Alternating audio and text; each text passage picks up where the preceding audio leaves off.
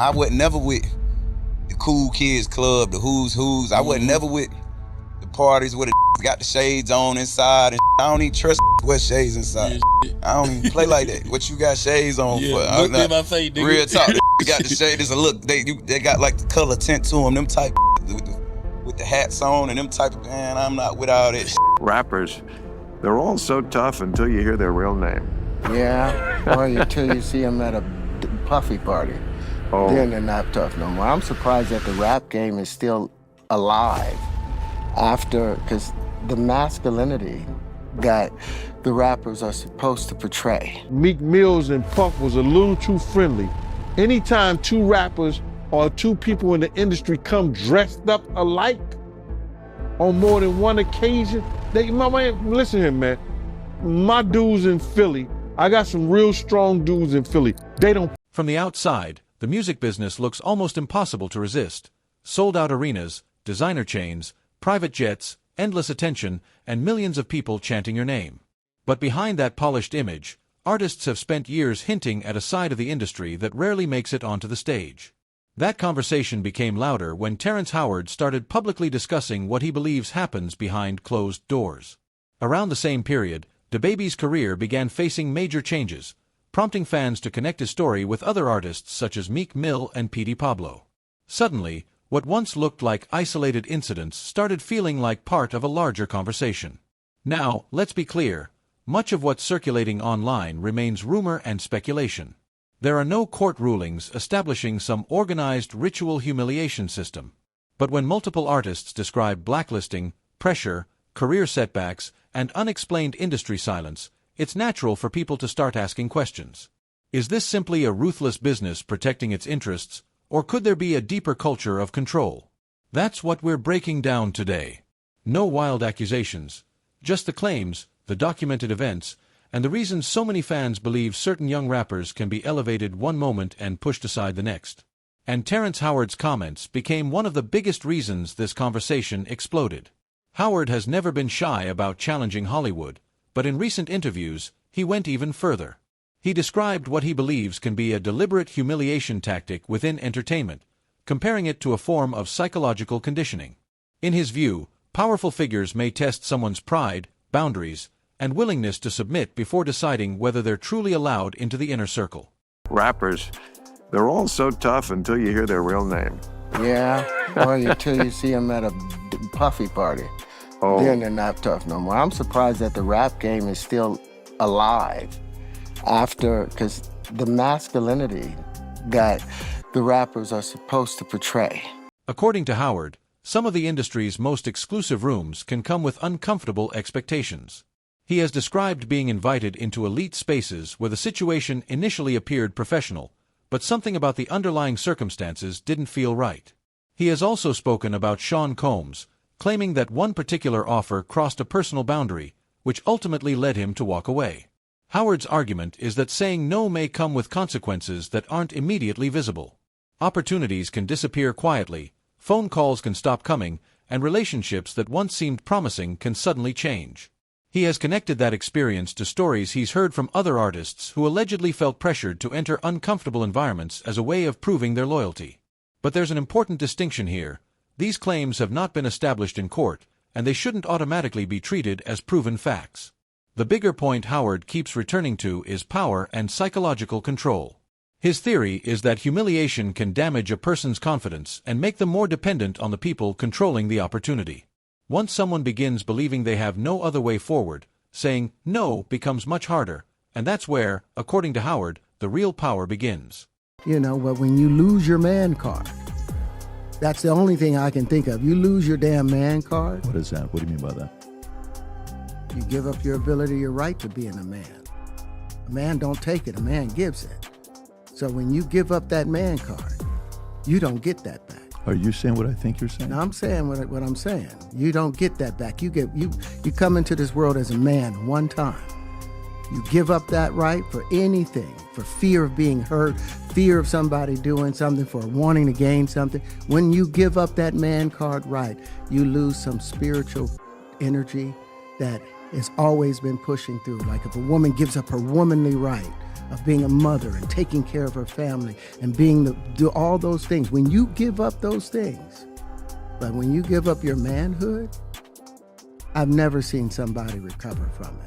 That was all the people that went to the Puffy parties. That was all the people that did all those things thinking that there was never going to be a consequence for what they were doing. Got punked out and pimped out by some greater desire. You shouldn't have a greater desire than being a man. So I believe that's a big problem with a lot of the actors out there because they get fluid. And next thing you know, once you go fluid, it's gone. You don't have any foundation to pull yourself back from. So maintain your man card, no matter what. Man, I mean, you know, one of the things you're seeing, you went to a whole different place. Sorry. No, I get it. So you see some guys struggling with that. You see Bieber struggling with that. You see some of these guys struggling with that. They can't get it out of their head. They can't get it out of their head. The things that they did, no matter how they did it, whether they were drunk or high or whatever, you gave up your man card. You need therapy. Whether you believe Howard's version of events or completely disagree with it, his comments struck a nerve. Suddenly, fans began revisiting the careers of rappers who seemed to lose momentum almost overnight. Artists who were once everywhere started disappearing from major platforms, getting fewer opportunities, or fading from the spotlight without a clear explanation. That doesn't prove anything sinister happened behind the scenes, but it does explain why Howard's words sparked so much discussion. When a career changes dramatically and the public never hears the full story, people naturally start wondering what happened behind closed doors. Did you ever have the opportunity where you got invited and you said no to it? Hell yeah. What was the consequences when you said no? Puffy invited me for weeks asking me to come and teach him how to, wanted me to be his acting coach for a while. Go there and he's sitting around just looking. I'm like, okay, what's the material you want to work on? He's just looking at me. Then next thing you know, okay, hey, will you help me?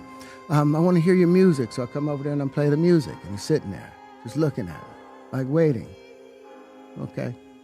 So then my assistant was like, he wants to hang out with you next week. And I was like, for what? He's like, I think he's trying to you. That's what my assistant said. And I was like, oh, okay. Now I get it. So now no more communication. Now you know to be hands off with somebody. A number of producers come in and make the approach, and you threaten to punch them in the mouth or threaten to knock their head off for talking to you or looking at you like you're a woman. When you approach a real man about his masculinity, you're going to get a real reaction back. It's a difference when a guy walks in a room and when a man walks into a room. And a man don't take the same things that a guy will accept. So always be the man in the room. And that's always been my whole thing. And have lost businesses because I don't bend over in that way. I don't compromise. I don't play gay roles. I don't kiss a man. I don't do that because the man card means everything. DaBaby's career offers one of the clearest examples of how quickly the spotlight can change in the music business. Between 2019 and 2021, he seemed almost impossible to avoid. Hit records, major collaborations, packed concerts, and high-profile appearances had turned him into one of rap's fastest-rising stars. Then everything shifted after his 2021 Rolling Loud performance, when controversial remarks triggered massive backlash. Within a short period, festivals removed him from their lineups, major brands distanced themselves, and his presence across mainstream platforms noticeably cooled. From the industry's perspective, the explanation appeared straightforward. DaBaby made controversial comments, and there were consequences. But DaBaby later suggested that what happened went beyond a normal backlash. He spoke about feeling blackballed and argued that the punishment was unusually severe. Supporters made a similar comparison, pointing to other celebrities who had survived serious controversies and eventually returned to the spotlight. That doesn't prove there was a coordinated effort against him, but it does explain why his case continues to fuel debate. 100% to myself more than anybody, because I knew goddamn, you know what I'm saying? Like I could have been, I'm already knowing, like I know what I'm capable of, you know what I'm saying? And I done already proved it to myself before with how I goddamn hit the ground running. Like I was the top streaming artist in the world, you get what I'm saying? From nothing, especially when you get there through your ideas and your execution, like it ain't nothing. I know the recipe, you see what I'm saying? And it's my recipe too, the recipe I know is mine. So when I got them, you know, when I'm in a position of where, yeah, I gotta goddamn, hey, well, I gotta goddamn sit down, well, I gotta sit on the bench and goddamn and watch the team play, watch another team win. You know, I'm the type, bro, like I don't know if we was already rolling or not when I got them said shit, but like, if I can't, I look at it like spades or some shit. Like, if I don't know goddamn how to goddamn, you can't play that card that soon. If I don't know, you see what I'm saying? When to play this card, how to play this card. If I don't know how to smack on the table like this, if I ain't playing like that, I'd rather be goddamn sitting back with my drink in my hand, goddamn, watching, goddamn. Okay, boom, oh, y'all like that? Okay, cool. You supposed to handle that like that? Okay, cool. When I sit my ass down, we running to Boston. That's what we call it. You play spades. I want all 13 books. You talking about? I renege. I around renege. You get what I'm saying? But I'm cool with that. I'm a renege before I got them, you know, play it the way they want me to play. I ain't going like that either. You see what I'm saying? So with that situation that happened, right? Yeah. You said it was a way. I don't know. We probably won't record. It was a way that you could have fixed it. Yeah. They say you could have fixed it. Yeah, it would have been. You know, I could have played ball. I could have. What's the word? Conformed. I could have conformed. You see what I'm saying? Like gave in, goddamn, go along with what, you know, go along with the program that the motherfucker present you, whatever, you know what I mean? Give in, goddamn, but it wasn't. It ain't in me to do that, you know what I'm saying? Like, it ain't in me to do that. I could have did one or two things, you see what I'm saying? And I'd be up $1 billion point five. Like goddamn, be a poster child for some that I ain't signed up to do that. I ain't. Basically, that ain't what I'm here for. A humiliation ritual. You can call it that. Real. I mean, that be for real. That be for real. But like, you know, when you get to when we get to getting into it like that, so you gotta really know, like, a lot of these just talking. It'd have been worse. You can't say you'd have been up $1 billion. They just talking. But you couldn't say you'd have been up $1 billion. It'd have been worse. No, 100%. It'd have been that worse. Why I ain't, you feel me? That billion. That billion. Yeah. Bruh, that billion. I ain't tripping. You see, these got a bit out they mother mind out here. These lost it, yeah. Can't goddamn, you feel me? Look they self in the mirror. These boy, you talking about, have you ever goddamn needed to cry? Them nigga crying, boy, every day. I'm out this, I feel great. About it, boy, you blessed. King, I ain't gonna call you boy. You blessed, King. Talk to me. You were right at that level. I'm telling you. To where you gone over, do or die. Bruh, I'm telling you. And God made you say what you said on that stage to go on and rush it. Exactly, because I was there. You was at the point where 400 you want to come in here? I swear to God, that's exactly what that was. And you see, swear? Bruh, I swear. Some online voices argue that the controversy surrounding DaBaby eventually became an excuse to push him away from the mainstream. Others have tried connecting his downfall to rumors about leaked party footage, private gatherings, and alleged pressure to enter uncomfortable environments. But there is no verified evidence proving that any of those claims caused his career decline. What we can actually see is the dramatic change in his trajectory. His album performance weakened, major opportunities became less frequent, and his mainstream visibility dropped remarkably fast. DaBaby still tours, releases music independently, and maintains a loyal core audience, but he is no longer positioned at the center of the industry spotlight. For many fans, that sudden transformation keeps the blackballing theory alive. Then there's Meek Mill. Meek publicly defended DaBaby, suggesting that it looked like the rapper was being deliberately blocked from opportunities. That comment added even more fuel to the conversation. But Meek has experienced his own complicated relationship with the entertainment industry. His career has included legal battles, probation issues, business conflicts, and major disputes involving powerful industry figures. Eventually, he moved away from Roc Nation management, while reports of business disagreements followed. Around the same period, online rumors began linking his name to exclusive circles and private parties. Again, none of those allegations have been proven, and Meek has denied wrongdoing. He continues building his Dream Chasers brand and maintaining his own position in the music business. Still, his defense of DaBaby raised one bigger question. Why did he seem so convinced that something more was happening behind the scenes? Well, he said a Philly rapper.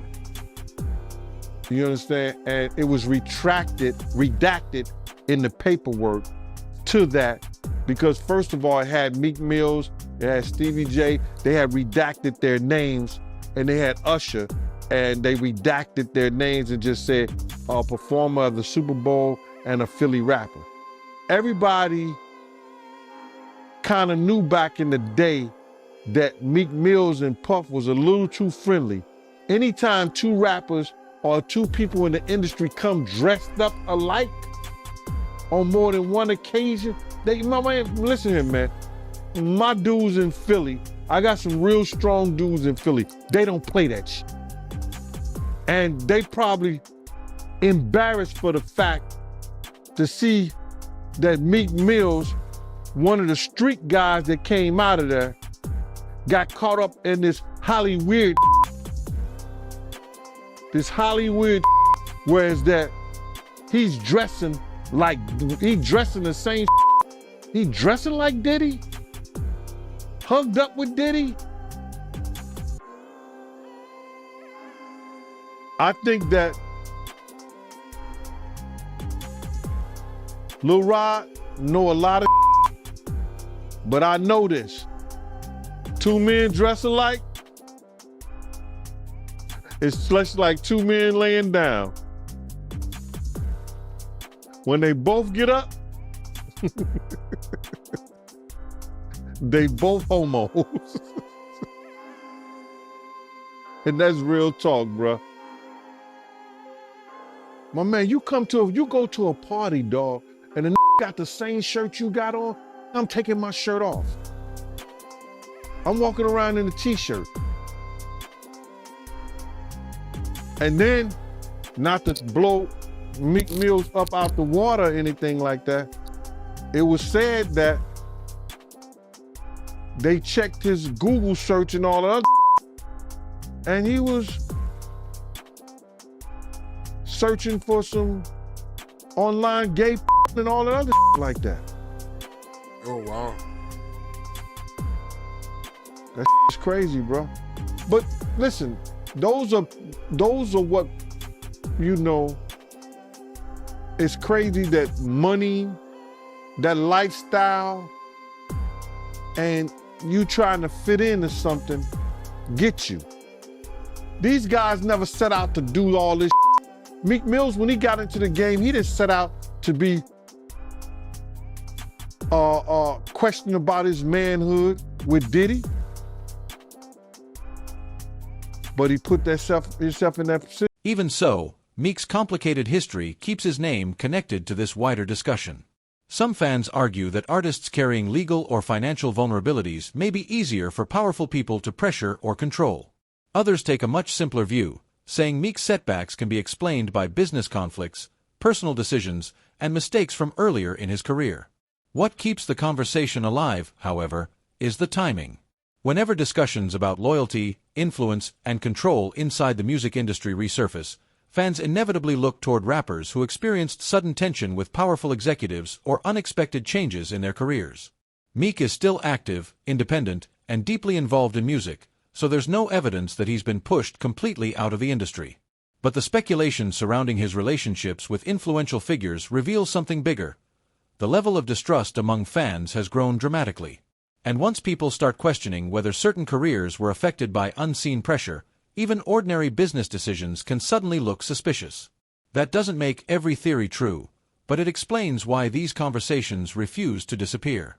No, the whole Terrence story, that was a whole story within itself anyway, because the reason that I got that role on Empire was, like Cherry said, I'm just that guy. I just so happened to run into Terrence Howard in the Four Seasons Hotel, and I was like, hey, what's up, man? That's Terrence just Hustle and Flow. Oh man, what's up? He was like, man, I listen to all your stuff. He was like, even when I was on Hustle and Flow, he was like, I listen to your music. You know, he said I was trying to act like Petey Pablo, and that's crazy to me. You know, and you did. So I said, hey man, we all going out.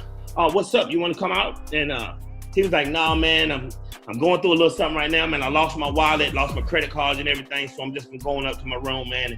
So I was like, damn, you lost. So I reached in my pocket and pulled out 200. He was like, here, take it. He was like, yeah. He was like, I was like, no, man, you just don't be walking around with nothing in your pocket. Like, here. Oh, that's and I gave him the money and I walked off. So fast forward, 13 years later, I get a phone call. And this was a couple years ago. He was like, is this Petey? I was like, yeah. He was like, first of all, I need you to see. He's like, this is Terrence Howard. I was like, damn, what's up, bro? I ain't heard from you, yeah. Last time, he was like, yeah, last time I seen you, yeah, something happened between us. And I need you to send me your address because I owe you some money. And I was like, nah, bro, you don't owe me no money. He was like, bro, send me your address or I'm going to hang the phone up and and you'll never hear from me again. So I'm like, okay. So I give him my phone, my address. 2 days later, I get a check for $15,000. Dang, what a great investment. Crazy, right? Crazy. So I called him back and I was like, bro, he was like, listen, you do not realize that at that time, I didn't lose my wallet. He was like, I just said that because I was so embarrassed that I was going through what I was going through in life. And he was like, effortlessly, you just reached in your pocket and handed me money and didn't really even know me. You knew me from watching me on TV. We had never had a conversation or anything. And he was like, and people that I've known for years had denied me at that point in time in his life.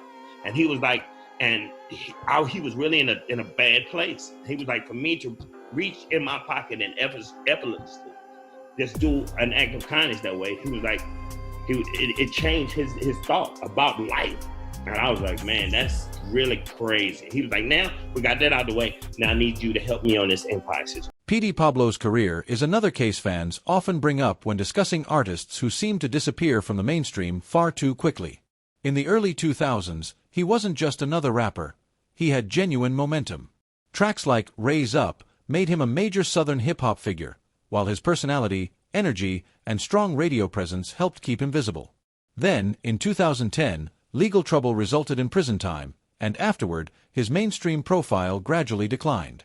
Of course, plenty of artists have served prison sentences and still managed to rebuild massive careers. So naturally, fans began asking a simple question. Why didn't Petey Pablo get the same opportunity? Terrence Howard has claimed that Pablo previously spoke openly about uncomfortable experiences within the entertainment industry. According to Howard, that kind of honesty may have affected the support Pablo received afterward. There's no official evidence proving that speaking out caused his career decline. It could have been changing musical trends, label politics, personal circumstances, or simply the passage of time. But when fans place Pablo's story alongside Howard's broader claims, they see a pattern they find difficult to ignore. An artist rises, challenges the culture around him, and eventually becomes far less visible. And that brings us to one of the most powerful names connected to these conversations, Sean "Diddy" Combs. For decades, Diddy occupied an enormous position of influence in hip-hop. Through Bad Boy Records, he helped shape careers, launch artists, and influence the sound of an entire generation. But immense power also brought years of rumors surrounding exclusive parties, private relationships, and expectations of loyalty.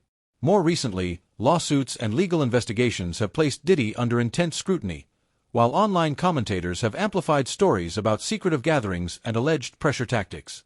It's important to separate those online claims from established facts, because many of the more extreme allegations have never been legally proven. Still, perception can have a powerful effect. When one person has significant influence over contracts, distribution, collaborations, media exposure, and industry relationships, fans naturally start asking how much control that individual can actually exercise. Because the music business has always depended heavily on connections. Being welcomed into certain circles can open doors overnight, and being pushed outside them can change an artist's entire career. You're a public person as well, and there was one instance in Harlem, and his reaction when those people went away. Got in the car and said, I feel like I need to wash, like I'm dirty. It shows you his character. Was that the reason for including it? Yeah, I mean, what's the odds that you would do that in front of the camera? Like that's one of the moments where he forgot he was on tape. How do you respond to people who say that it's more about the disdain that you have for Sean Combs than it is for giving the victims a platform? What they consider a pre-existing beef, right, for 20 years, right, is me being uncomfortable with him suggesting that he takes me shopping, or I looked at it like it was like a tester, like maybe you'll come play with me, type of thing, right? And it's not personal. I think it's important to also let people know that the show is not completely the perspectives of people that did not like Sean. We weren't trying to just get the highlights, the salacious details, you know, that the real goal was to storytell. And not everyone needed to have an allegation to be a part of this project.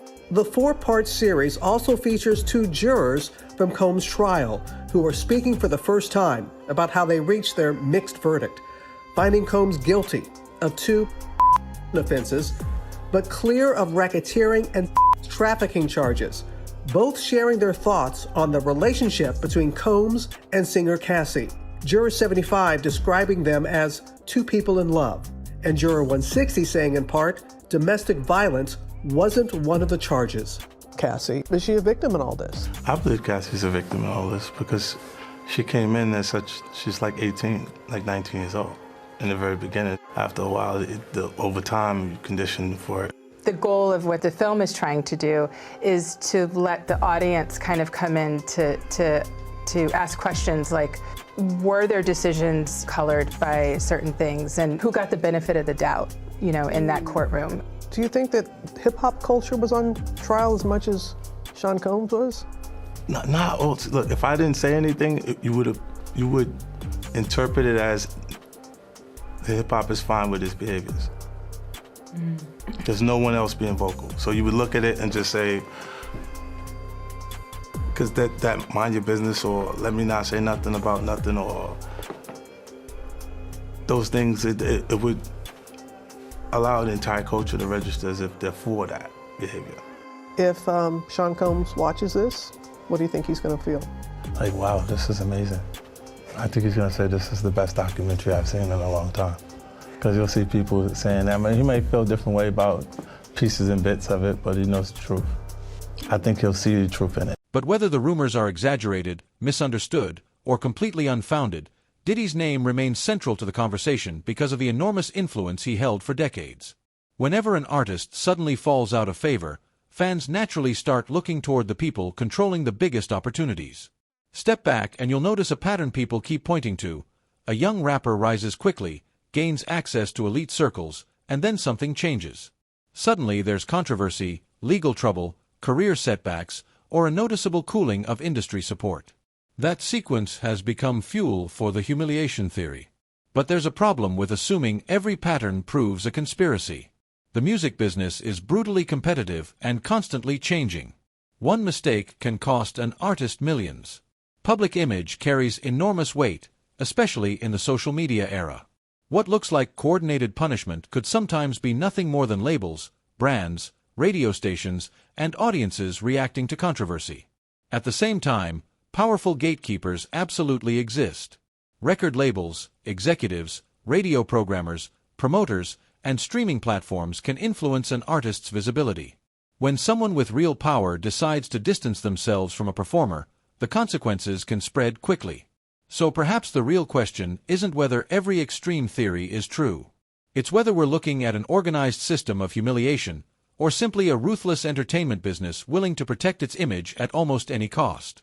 The reality may sit somewhere in between ego, power, bad decisions, industry politics, controversy, and timing can all collide. And that's where Terrence Howard's broader warning becomes important. His argument isn't necessarily limited to one celebrity or one company. He believes that industries built around intimidation eventually damage themselves. When artists become afraid to speak, experiment, or challenge powerful people, creativity suffers. Fear replaces authenticity.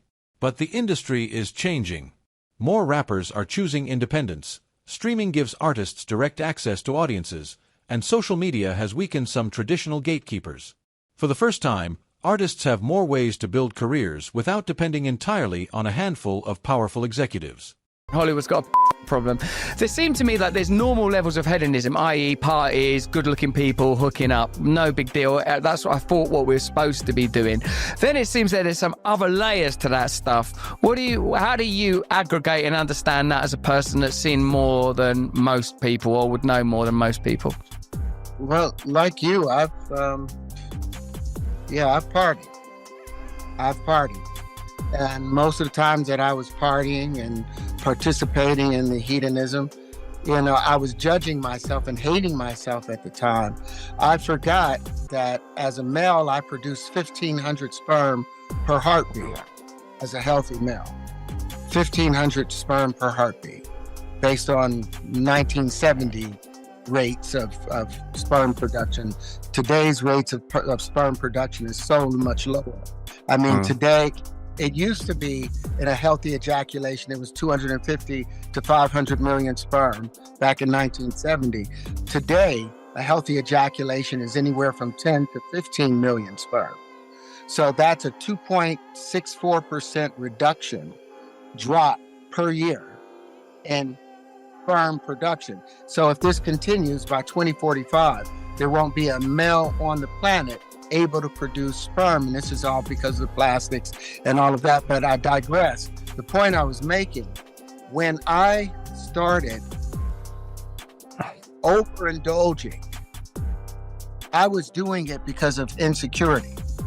I was doing it like I became an actor because I didn't feel like I was getting loved enough by my mother.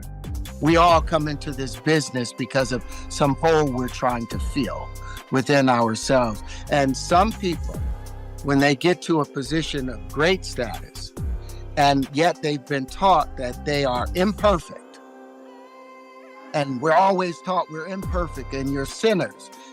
That's our default. We go back to being a sinner. We go back to doing that. And then we think, well, since I can't get these thoughts out of my head, I must just be this evil person. Instead of rewiring our prime directive is not that I am a sinner and I'm made imperfect. No, I am perfect. I am the perfect reflection of God. So let me do the things that I think God does. Like I know as an extension of the Creator, when I do good, then God is good.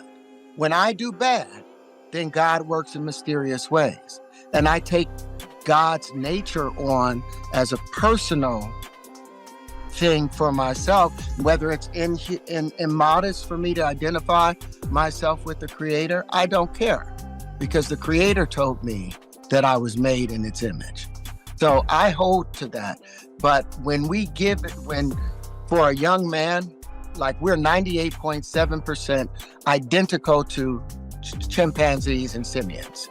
98.7, there's a 1.3% differentiation between us and them genetically. And with that 1.3% differentiation, we are supposed to be monogamous and deny the fact that 15 pounds per heartbeat. No, we should live in a harem, but that's not acceptable in our society. Based on our biological requirements, we should have a harem and multiple wives. And so when we try and carry those out by sleeping with multiple people, if all of those women were our own women within our situation that weren't sleeping with other men, they wouldn't have these diseases. But our society doesn't allow that today. And we have rules based on religion that tells us that what is natural is wrong and sinful.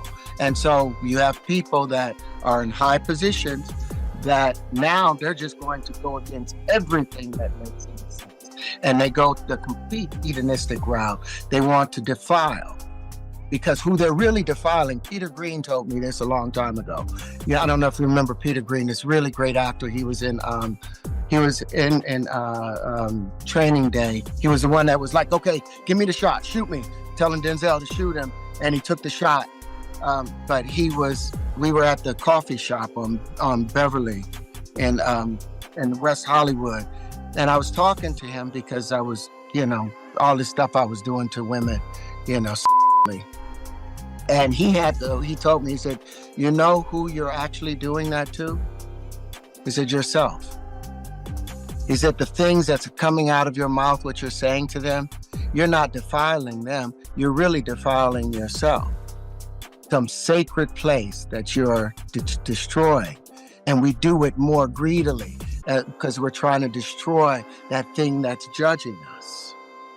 Until the moment you start judging and you start accepting, well, I like this. Okay, is that natural? Yeah, okay, it works out. Okay, well, I like that. Well, no, that's not natural because it doesn't benefit everyone else. And once you start thinking about benefiting the whole, then you're more modest about pursuing your pleasures because you don't want your pleasures to impede on anybody else's rights. Howard's message, whether every part of it is accurate or not, connects with something many artists and fans already want: freedom, transparency, and the ability to succeed without feeling controlled. The more rumors spread, the harder it becomes for audiences to know what's real, and once trust disappears, even ordinary industry decisions can start looking suspicious. DaBaby still tours. Meek Mill continues running his label and building his own career. Petey Pablo still has supporters who remember what he accomplished. None of these artists simply vanished forever, but their stories show just how quickly an artist's position can change when controversy, legal trouble, or industry pressure enters the picture. At the same time, the bigger claims about secret humiliation rituals and organized sacrifice remain largely unproven. There are no court verdicts confirming the extreme systems described online. What does exist are real accounts from artists who have spoken about blacklisting, pressure, career setbacks, and feeling isolated by powerful industry figures. Terrence Howard believes humiliation can become a tool of control. DaBaby has suggested that the backlash against him went beyond one controversial moment. Meek Mill has openly discussed tensions within the music business. And Petey Pablo's dramatic decline from mainstream visibility continues to make people wonder what happened. Maybe this is simply a ruthless industry where mistakes create consequences and public controversy can destroy momentum. Maybe powerful people quietly protect their interests. Or perhaps the reality sits somewhere between those two explanations. One thing is clear: trust between artists and the industry appears weaker than ever. As more musicians choose independence, build direct relationships with fans, and use streaming and social media to bypass traditional gatekeepers, the old power structure doesn't look quite as untouchable as it once did. So what do you think? Are these rappers examples of hidden industry control, or are we simply watching what happens when fame collides with an unforgiving business? Drop your opinion in the comments below. And if you enjoyed this video, hit that subscribe button and turn on notifications so you don't miss the next deep dive. Until then, fam, keep it real.